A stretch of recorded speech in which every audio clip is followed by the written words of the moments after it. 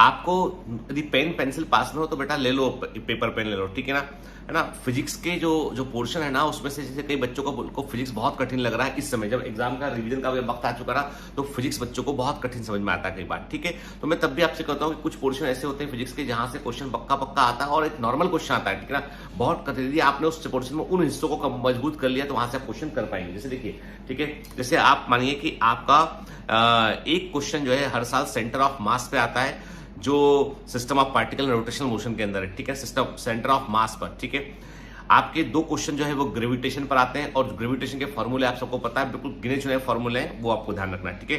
फिर काइनेमेटिक्स में एक क्वेश्चन आता है, ठीक है। लॉज ऑफ मोशन पे 3 क्वेश्चन आते हैं। इन 3 क्वेश्चन में से 2 क्वेश्चन जो है वो नॉर्मल मीडियोकर लेवल के होते हैं, एक क्वेश्चन ठीक ठाक लेवल का होता है, ठीक है।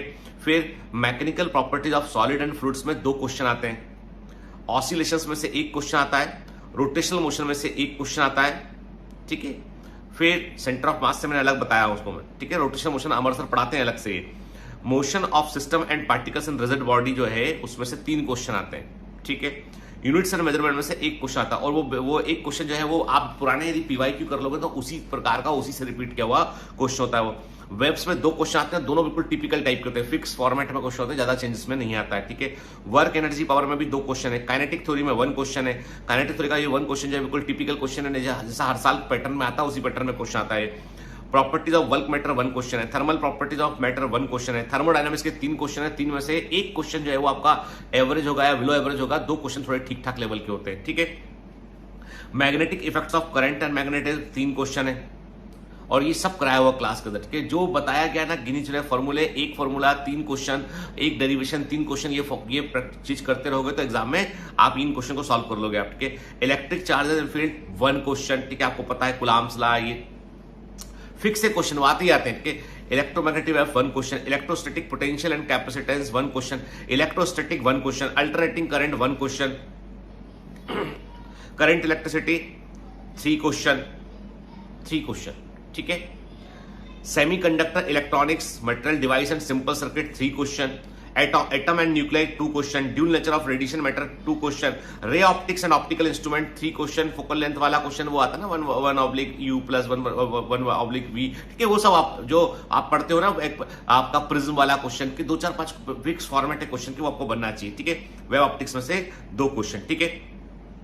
सबसे वाइटल चैप्टर जिनको आप अवॉइड नहीं कर सकते हो, motion of system and particle, properties of work matter, electrostatics, current electricity, electromagnetic induction, alternative current, optics and electronic devices, fix आता है क्वेश्चन, क्या जो होता है ना लॉजिक गेट वाला क्वेश्चन, फिक्स क्वेश्चन होता है बेटा, ठीक है ना। तो अब एक बात ध्यान रखना बेटा, आपने एक बात बोल की मैंने पूरा आपको बताया, इसमें यदि मैं आपको बता दूं आपको कि इनमें क्या होता है कि ये जो चैप्टर मैंने आपको बताया ना, इनमें से क्वेश्चन जो आते हैं ना, 1 1 2 2 क्वेश्चन आते हैं, और वो 1 1 2 2 क्वेश्चन कोई बहुत कठिन क्वेश्चन रहते कि सबसे कठिन क्वेश्चन छांट के एग्जाम में देगा, ऐसा नहीं होता है। Most of the question medium level के होते हैं। हमको इसलिए नहीं बनते कि हम सिलेबस को ही कवर नहीं करते, हमको इसलिए नहीं बनते कि हम पुराने पेपर के पैटर्न को देखकर उन क्वेश्चंस की प्रैक्टिस नहीं करते। तो मैं कहता हूं अभी आईआईटी वाले क्वेश्चन लगाना बंद कर दीजिए नीट के लिए, आप वो क्वेश्चन लगाइए जो एग्जाम में आते हैं, जो क्लास में अमर सर ने, जावेद सर ने करवाए, उन क्वेश्चन को देखिए एक बार, ठीक है। और जो डीपीएस के क्वेश्चन है ना, वो बहुत इंपॉर्टेंट क्वेश्चन, एक बार रिवाइज करने की कोशिश कीजिए, ढूंढिए एमसीक्यू बुक में, ढूंढिए अपने डीपीएस में, ढूंढिए अपने नोट्स के अंदर, एक फॉर्मूला, एक डेरिवेशन, एक लॉ, एक प्रिंसिपल पे 3 क्वेश्चन डिफरेंट टाइप के आपको करने हैं। बस इतना करते रहेंगे आप, उस चीज पे आपका एक्सपर्टाइज होएगा, ठीक है। हमको पूरे 45 क्वेश्चन सही नहीं करने हैं, यदि फिजिक्स कमजोर है तो आपको 35 40 के आसपास पहुंचना है यहाँ पे, ठीक है। 5 क्वेश्चन को छोड़ने का स्कोप आपके पास तब भी है, सिलेक्शन के लिए बता रहा हूं, ठीक है। टॉप करने के लिए तो पूरे करके आने भाई, ठीक है। तो डरना बंद करो, ठीक है, डरना बंद करो और प्लान करो अपने आप को। नहीं कर पा रहे हैं तो थोड़ा प्रोग्रेस करो, आज के दिन आगे तो बढ़ेंगे कुछ हम, ठीक है। तो स्कैपिज्म की मेंटेलिटी मत रखो, फाइट करने की फाइटर स्पिरिट, अरे इमेजिन करो कि हमारे पास एक बटन है फाइटर मोड का, ठक से बटन को ऑन कर दिया हमने, मतलब इलेक्ट्रिक स्विच होता है, तो फाइटर मोड को ऑन कर दिया और अब लड़ गए लड़े। आज सर ने बोला है फाइटर मोड ऑन, आज मैं सिर्फ इतना करूंगा, फिजिक्स में 5 फॉर्मूले या 5 डेरिवेशन या 5 लॉ पढ़ूंगा और उन पर मिले हुए 5 एमसीक्यू करूंगा, ठीक है। मैं कहता हूं स्लो प्रोग्रेस करोगे, पर प्रोग्रेस करोगे ना बेटा, रखे रहोगे, डरते रहोगे तो आगे नहीं बढ़ोगे आप, ठीक है ना। बिल्कुल बेसिक फंडा है।